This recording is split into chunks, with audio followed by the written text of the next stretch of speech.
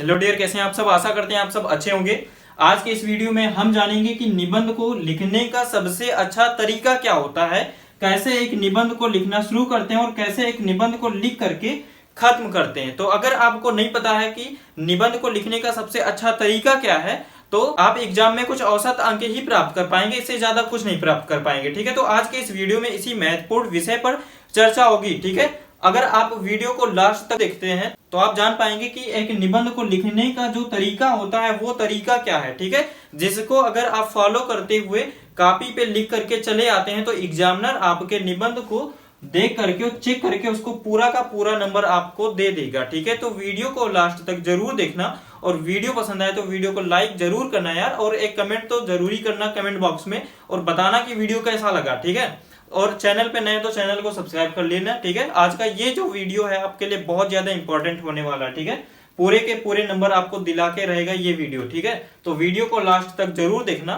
ठीक है, तो आज की क्लास को शुरू करते हैं। ठीक है, जानते हैं कि निबंध को लिखने का सबसे अच्छा तरीका क्या होता है। तो निबंध लिखने के सबसे अच्छे जो तरीके हैं, इसके लिए आपको कुछ महत्वपूर्ण बिंदुओं को ध्यान देना होगा, जिसमें से पहला बिंदु है भाषा सरल और स्पष्ट हो। भाषा सरल और स्पष्ट हो। ठीक है, ताकि एग्जामिनर उसको अच्छे से पढ़ करके खुद समझ जाए, उसको कोई परेशानी ना हो। ठीक है, अगला पॉइंट देखते हैं। अगला पॉइंट क्या है कि शब्द सीमा का ध्यान जरूर रखें।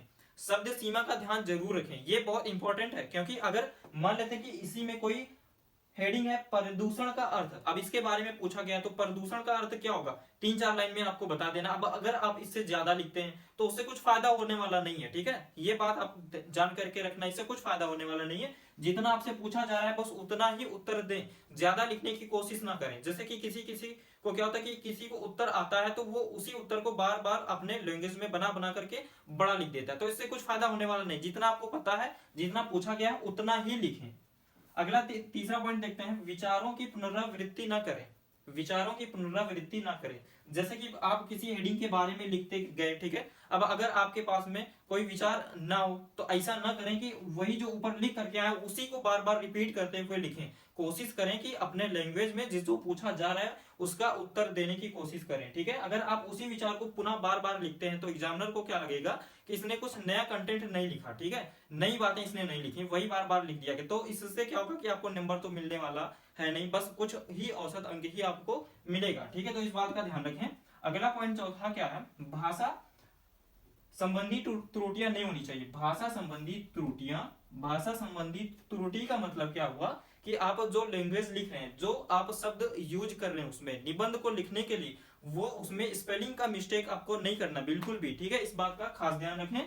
अगला पॉइंट देखते हैं। अगला पॉइंट क्या है, विराम चिन्हों का उचित प्रयोग करना चाहिए। विराम चिन्ह का उचित प्रयोग करना चाहिए। जैसे कि आप हिंदी पढ़ रहे होंगे, ठीक है, तो उसमें विराम चिन्ह, पूर्ण विराम, अल्प विराम, ये सब चिन्ह होते हैं। ठीक है, तो इससे अगर आप इसका प्रयोग करते हुए निबंध को लिखते हैं तो जो निबंध आप लिखेंगे उसका इंप्रेशन अच्छा लगेगा, देखने में वो अच्छा लगेगा। ठीक है, तो इसलिए आपको ये पांचों पॉइंट क्या करने, ध्यान में रख करके ही आपको कोई निबंध को लिखना है। ठीक है, अब हम बात करेंगे कोई, हम यहाँ पे शीर्षक ले रहे हैं यानी पर्यावरण प्रदूषण पर अगर आपको निबंध लिखना है तो कैसे लिखेंगे। तो आइए समझते हैं इसको भी। सबसे पहले अगर आपको लिखना है पर्यावरण प्रदूषण के बारे में तो सबसे पहले आपको बीच में क्या करना है कि इसको हेडिंग बना करके ब्लैक स्केच से लिखना। ठीक है, उसके नीचे आप चाहे तो अंडरलाइन भी दे सकते हैं। ठीक है, उसके बाद में क्या करना है कि जिस पेज को आप यूज कर रहे हो, ठीक है, वहां पे सबसे पहले आपको लिखना है संकेत बिंदु, और संकेत बिंदु के बाद में जितने भी हेडिंग बन रहे हो इस निबंध को लेकर के पहले उस हेडिंग को एक बार पूरा लिख दीजिए उस पेज पे। ठीक है, समझ में आ रहा है ना। सबसे पहले संकेत बिंदु यानी किस किस हेडिंग को आप लिखेंगे निबंध को लिखने के लिए। ठीक है, जैसे कि प्रस्तावना, सबसे पहले आपको प्रस्तावना लिखना होता है किसी भी निबंध को लिखने के लिए। ठीक है, अब प्रस्तावना का मतलब क्या होता है कि जैसे कि पर्यावरण प्रदूषण के बारे में आप लिख रहे हैं तो प्रस्तावना में क्या लिखेंगे, पर्यावरण प्रदूषण का आप परिचय देंगे। ठीक है, उसके बारे में लिखेंगे। अब उसके बाद में जो भी हेडिंग बने जैसे कि पर्यावरण प्रदूषण का अर्थ, ठीक है, तो सबसे पहले आपको प्रस्तावना, उसके बाद में पर्यावरण प्रदूषण का अर्थ, उसके बाद में तीसरा क्या लिख देना है, प्रदूषण के प्रकार। ठीक है, प्रदूषण जैसे कि हम लोगों को पता है कि प्रदूषण बहुत तरह के हो सकते हैं, जैसे वायु प्रदूषण, ध्वनि प्रदूषण, जल प्रदूषण। ठीक है, बहुत सारे प्रदूषण है। ठीक है, तो हेडिंग के अंदर भी हेडिंग बन गया। ठीक है, पहला, दूसरा, तीसरा या तीसरा चौथा भी आप बना सकते हैं। ठीक है, तो ये कुछ इस तरह से हो गया। उसके बाद में चौथा क्या बनाना है, चौथा प्रदूषणों के दुष्परिणाम और लास्ट में लिख देना है सुधार के उपाय। ठीक है, इसको आप उपसंहार भी लिख सकते हैं, जिसको इंग्लिश में कंक्लूजन कहते हैं। तो हमारे कहने का मतलब आप ये सारे हेडिंग एक पन्ने पे, मतलब जिस पेज को आप यूज कर रहे हो लिखना, इसको स्टार्ट कर रहे हो, उस पे पहले हेडिंग को पूरा लिख लीजिए। उसके बाद में अगले पेज से आप हेडिंग क्या लगाइए, प्रस्तावना। ठीक है, और प्रस्तावना किससे लिखना है, बोल्ड ब्लैक पेन से। ठीक है, स्केच का उपयोग ना करें तो बेहतर है, बोल्ड ब्लैक पेन से। ठीक है, ये नॉर्मल पेन नहीं, बॉल पेन नहीं। ठीक है, बोल्ड जो होता है वो वाला पेन। और उसके नीचे आप क्या कर सकते हैं, अंडरलाइन भी दे सकते हैं। इससे क्या होगा कि वो खूबसूरत दिखेगा। ठीक है, उसके बाद में इसको लिखने के बाद देखिए प्रस्तावना 3 ही 4-5 लाइन से ज्यादा नहीं लिखना आपको। 3, 4 या 5 बहुत ज्यादा हो गया, इससे ज्यादा नहीं लिखना है। ठीक है, क्योंकि हमने क्या इधर पढ़ा था, क्या जाना था, विचारों की पुनरावृत्ति बिल्कुल ना करें। ठीक है, और जरूरत से ज्यादा भी ना लिखें।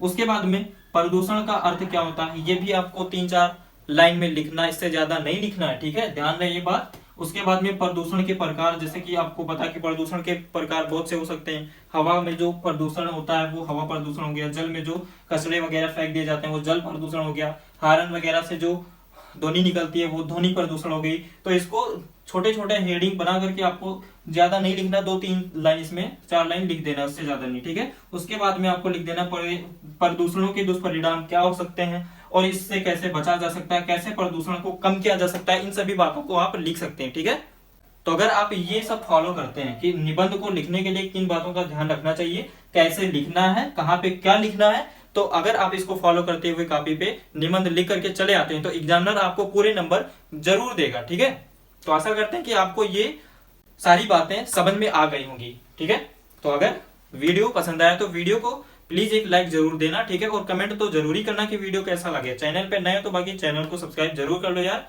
इससे क्या होता है कि थोड़ा मोटिवेशन मिलता है। ठीक है, ऐसी वीडियो हम लगातार आप तक पहुंचा सकेंगे। मिलते हैं किसी अगले वीडियो में, तब तक के लिए good bye and take care.